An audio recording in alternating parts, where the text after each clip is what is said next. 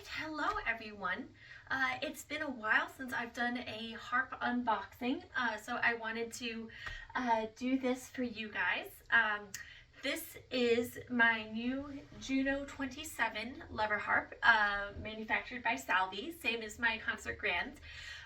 This is going to be a rental harp that's going to immediately go out actually this afternoon to one of my students who's very excited to have an upgrade. As you can see, I've taken it out of the box. The box is not super huge compared to a pedal harp. It could have easily fit into the back of the car. It's come in this beautiful blue transport cover case. Right off the bat, I really like that they have this transport pocket here. Firstly, because it helps the students remember which side of the harp to put up in transit, because we never want to transport lever harps or pedal harps on the mechanism side. So remembering the pocket goes up is wonderful.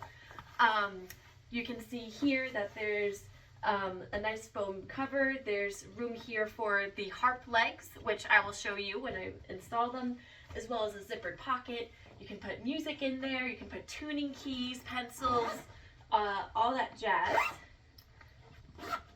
And on the back here, it has backpack straps and a nice comfortable pad here, so it should be pretty comfortable and convenient. So, all right, so this is the first time I'm opening this up here. I've been letting it acclimatize,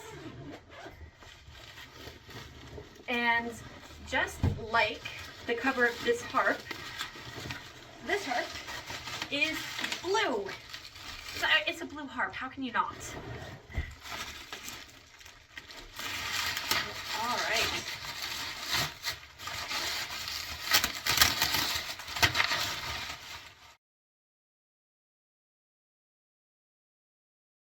Right. As you can see, pretty easy to move around. Not too terribly heavy. I actually really like this this pretty wood patterning here. You can see all the beautiful wood grain that's just highlighted by this gorgeous blue color. And we have here the Salvi logo. On the front we have, yes, okay, so to get into who and what this is, this is their 27 string variant. You can get one that is 25 strings for about $100 less, but honestly for $100, $150, I'd rather have the extra couple of strings up at the top here. Most lever harp music kind of assumes about 26 strings, so it's great to have that, that base minimum plus a couple more. It comes here with feet in case you're a rather petite new player to the harp and you'd like to have it just sitting on the ground as is. If you get this 27 string variant, that's about $2,300. And let's see, this comes with, what goodies do we have in here?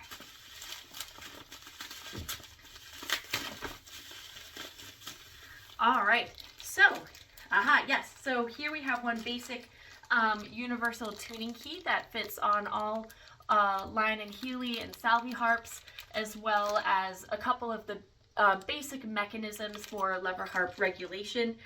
Thankfully, lever harps are not super difficult to regulate from a mechanical perspective. When you hear a buzz with the lever harp, most of the time it's something that you can pretty easily diagnose and fix at home. It's not at all like a pedal harp. If it starts to buzz, all harpists cross their fingers here. So I'm loving how everything is very carefully packaged and set up. I purchased this harp from Michelle at Vanderbilt's music company in Indiana, and she has always been very fabulous to work with. She got this to me super quickly. It technically arrived on Tuesday, and I had ordered it on Friday. So here we have the legs that I'll be putting on this harp, because the student who's going to be taking this is a little bit taller. This can go away. This is warranty registration with a lovely picture of these Salvi harps actually being hand carved here, which is, you know, it's a beautiful, beautiful time-staking art here. All right, so I'm gonna rotate this over again. My lever side is up here, and the feet just screw directly into the bottom of the harp, just like this. So I'm gonna do that super quickly, and then I will see what sort of tuning it's in. I'm expecting it to be a little bit out of tune because when you are traveling with a harp in circumstances that cannot be guaranteed to be climate controlled, it's better for the harp to be under too little tension than too much tension. Too little tension, you know, the strings being flat, you can always just tune them back up. Too much tension, that's when you start to get pop strings, or, you know, if this was, you know, we're having a somewhat cool summer in Michigan right now, but if it was super, super hot, well then that's when you start to run the risk of structural problems.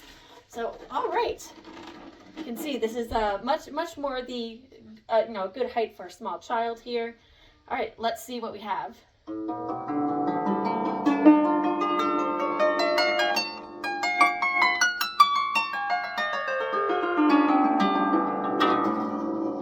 Oh, fun stuff. Yeah, that was just a lever buzz here.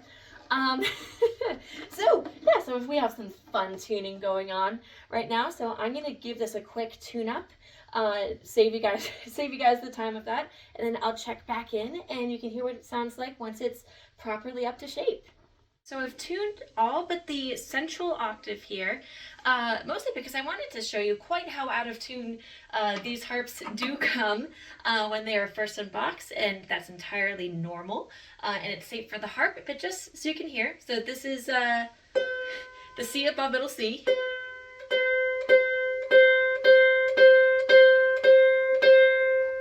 on to D,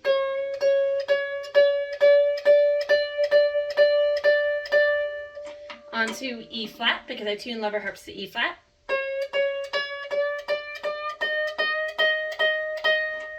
onto F,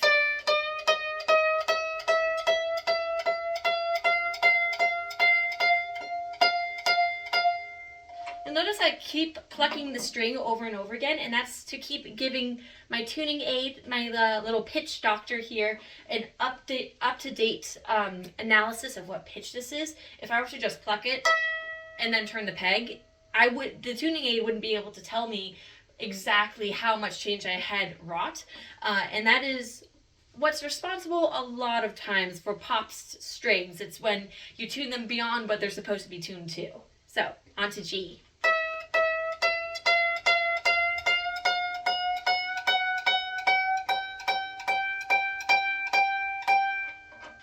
A flat,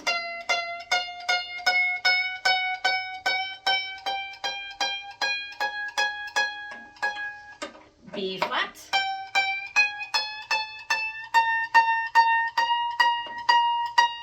overshot that one a little bit,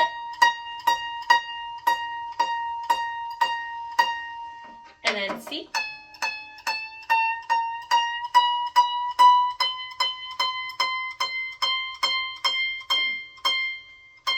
there we are. All right, so I'm just going to do this octave again, and then it should be beautifully good to go.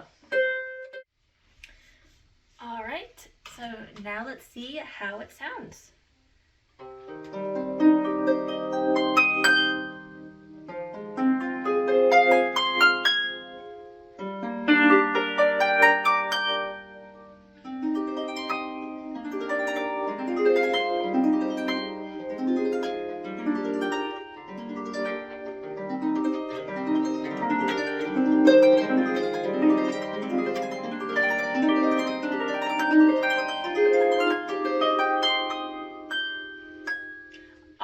So that's probably about medium volume right now.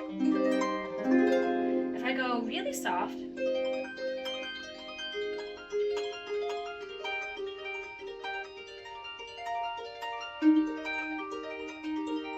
something like that. If I want to go full volume,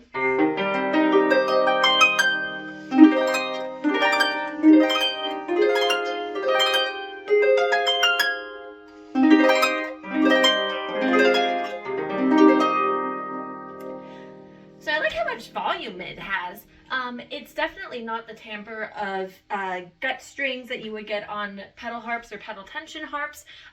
That's not, you know, necessarily good or bad. It's just a different character. This is much more kind of in the style of what we think of when we think of the old Celtic folk harps. As a comparison here, I also have, all right, Little Blue. Gonna name her Little Blue. I have a Dusty Strings Allegro here. This harp is quite a bit older, but as a comparison, just for sound.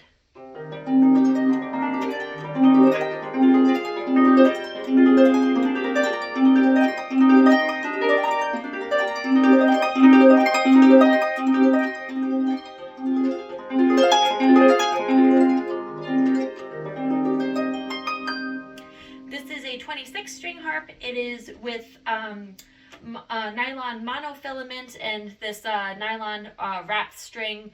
You'll know if it's a wrapped string because when you kind of roll it between your fingers, it'll feel almost kind of gummy and ridged here. So I'm going to go back and forth between the two of these so you can hear. So here's Little Blue.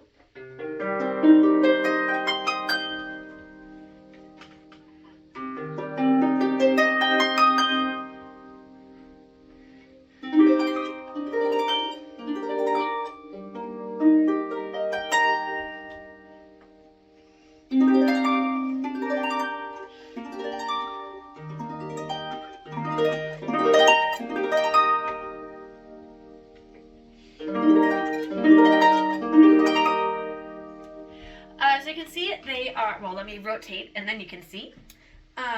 These are both, roughly speaking, the same height. This one has maybe about 6 inches of height on it, if that. Its legs are also slightly longer. Some things that are worth noting here about the Allegro is that Dusty Strings is known for its models that have the square back stave, whereas the Salvi Juno here, and I think just about all of Salvi's harps have this rounded back. Some people prefer the rounded back, some people don't particularly mind. It's interesting that you can see, if I very carefully tip this over here, you can actually see some of these plywood layers here that they use to make these, and they do that for all the harps right up to the concert grands. They make their own plyboard here, whereas on these Dusty Strings, you can see more of the original wood grain here. Alright, and now I will do two of my favorite pieces for lever harp, both of them by Christina Tourin. The first one is a Rosebud by My Early Morning Walk, and the second one is a snippet of White Rose.